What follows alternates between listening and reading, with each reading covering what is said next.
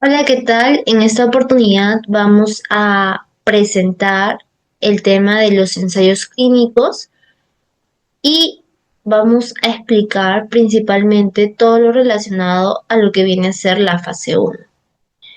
Para este seminario contaremos con los siguientes expositores. Está Lobón Calderón Luis Ángel, Mesa Huarcaya María Clotilde y mi persona Córdoba Salinas Pilar Yasmin.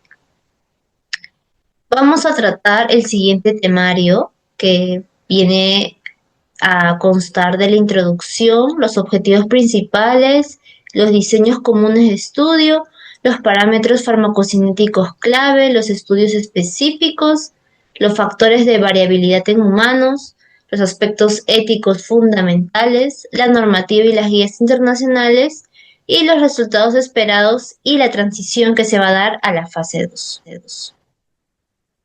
Bien, empezamos por la pequeña introducción relacionada a lo que viene a ser la fase uno.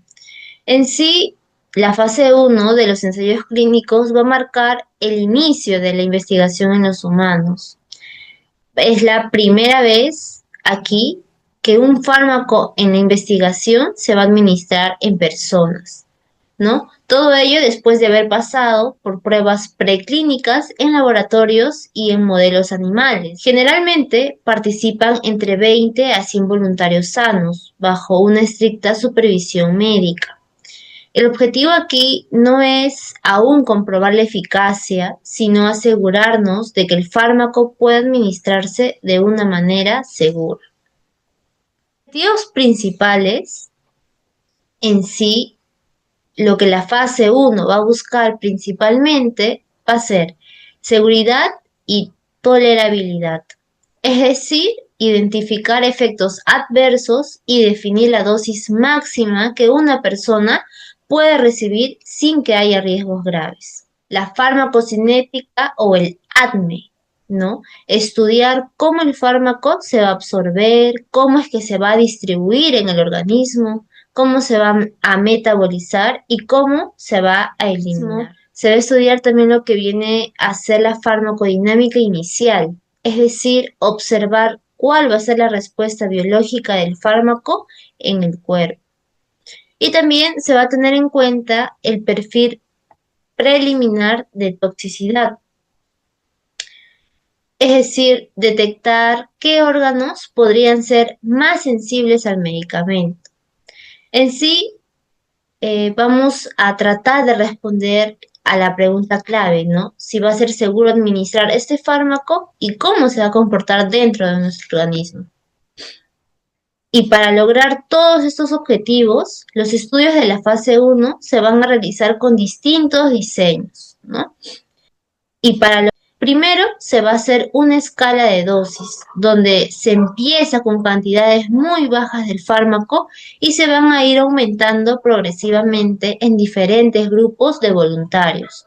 También se van a comparar dosis únicas frente a dosis repetidas para observar si es que la seguridad y la farmacocinética van a cambiar con el tiempo. También se van a comparar dosis. En algunos casos se van a usar, ¿no? Estudios controlados y cruzados, lo que se va a significar que se va a...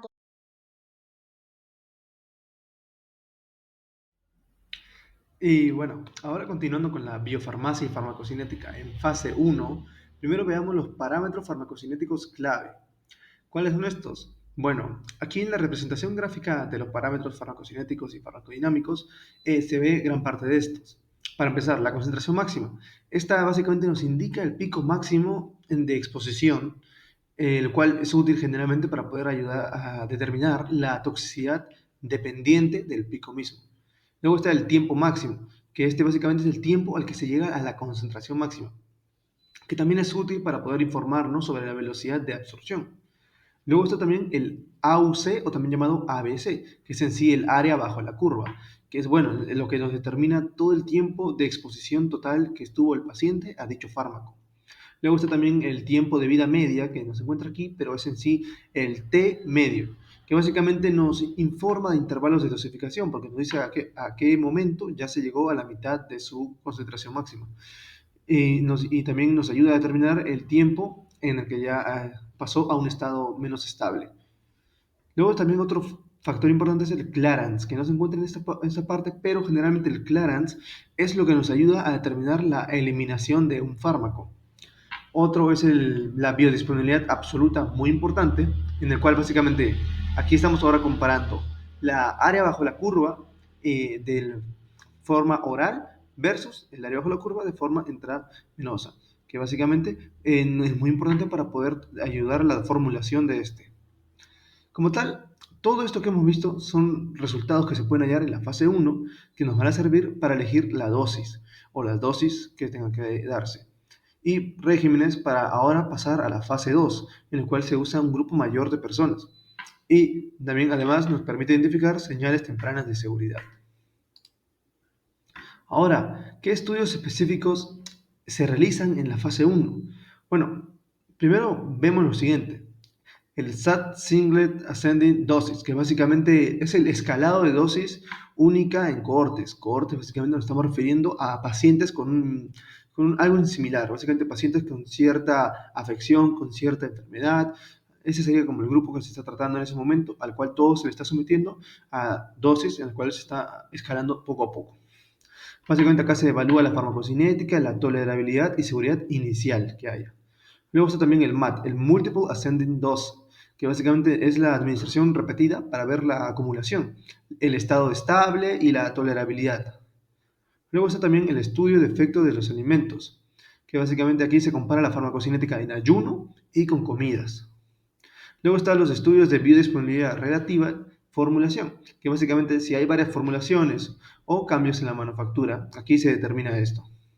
Luego está el ADME, muy conocido ya, pero en sí ahora centrado en un estudio de balance de masa, o sea, un radiomarcado. Aquí básicamente se centra en ver las vías de eliminación y los metabolitos principales que sean resultantes. Luego está también la microdosing, o llamada fase cero, que es cuando se necesita la farmacocinética humano con unas dosis subterapéuticas ya para poder decidir cómo desarrollarlo. Luego está el estudio de interacción, que es exploratorio, y el cribado DDE, que básicamente acá identificamos potenciales inhibidores o inductores que haya, posteriormente confirmados ya luego con estudios clínicos, pero en este momento solo se busca identificarlos.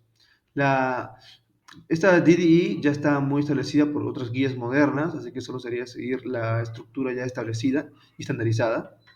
Luego están los estudios en población especiales, ¿no? Cuando sea necesario, básicamente para ver la función renal hepática que esté ya alterada en ese grupo de población especial, o si como ya sean ancianos, etcétera.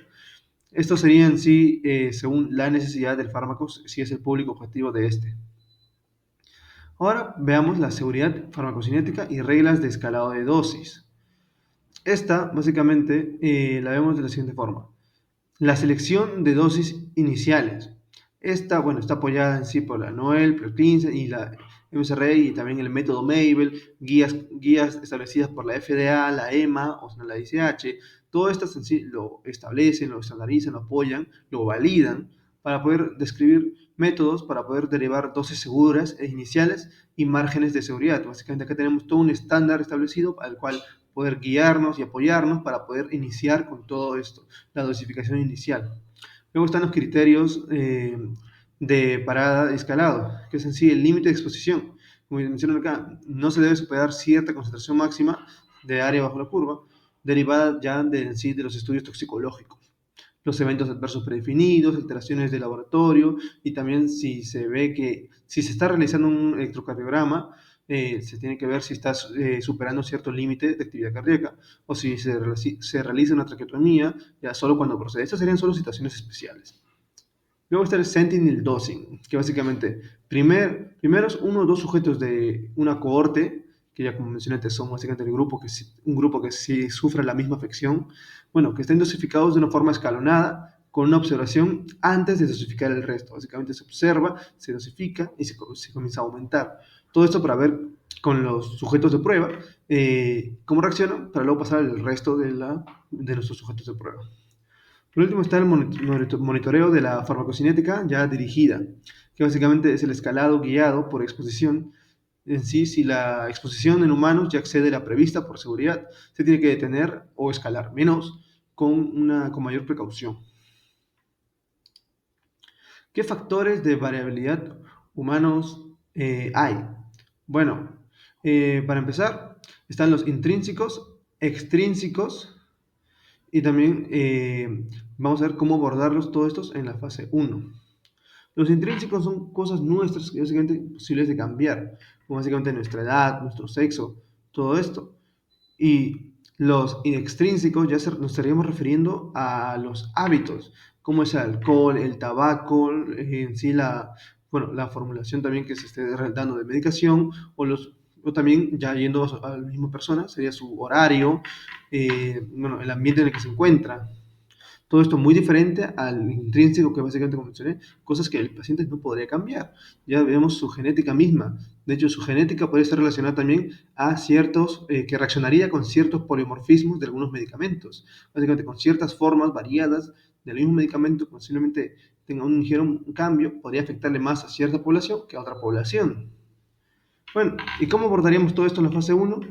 Con criterios de inclusión y exclusión. Tenemos que tener bien claro a quiénes queremos como parte del estudio y quiénes no, porque podrían ser un potencial riesgo o directamente creemos que no son considerados aptos para estas pruebas. Ahora, Aspectos éticos fundamentales. Primero, todo voluntariado debe de firmar un consentimiento informado, y esto asegura que entiende los posibles riesgos y beneficios de participar. Se evalúa siempre el balance riesgo-beneficio, decidiendo si conviene usar pacientes sanos o los que ya tienen una enfermedad. Además, cada estudio pues es vigilado con comités de ética y también supervisan que se cumplan los derechos y el bienestar de las personas. Normativas y guías internacionales. Para que un ensayo tenga validez, debe de cumplir con las buenas prácticas clínicas, ICH, GCP, que son la base ética y científica a nivel mundial. También se siguen las regulaciones de las agencias internacionales como la FDA en Estados Unidos y la EMA en Europa, y en nuestro país, DIGEMIT, Perú. Resultados esperados y en transición fase 2. En esta etapa se busca identificar las dosis seguras y también establecer un rango terapéutico del fármaco. Se observan también señales preliminares de dosis seguras, aunque esto no sea el objetivo principal. Si todo sale bien, los datos obtenidos en la fase 1 nos van a permitir preparar estudios mucho más grandes en pacientes, lo que corresponde a la fase 2. En conclusión, la fase 1 no solamente es una prueba en humanos, sino va mucho más allá, donde la ética, la seguridad, la regulación son la prioridad absoluta para poder avanzar con confianza hacia las siguientes fases.